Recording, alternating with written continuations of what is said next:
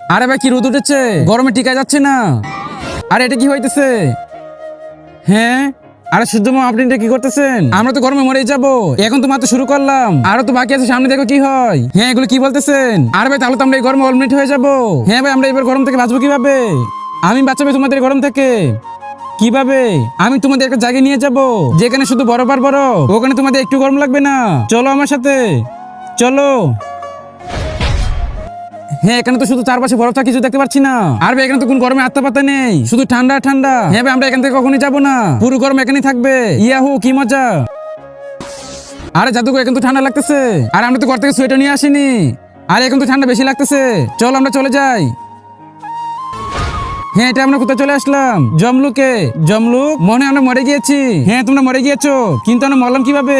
আমার এই ভিডিও থেকে যে লাইক সাবস্ক্রাইব না করবে তাদের মোবাইলটি যেন হাত থেকে পড়ে গিয়ে নষ্ট হয়ে যায়, আর যারা লাইক সাবস্ক্রাইব করে দিবে তাদের মা বাবা যেন অনেকদিন বেঁচে থাকে। তাড়াতাড়ি ভালো বাচ্চা লাইক সাবস্ক্রাইব করে দাও।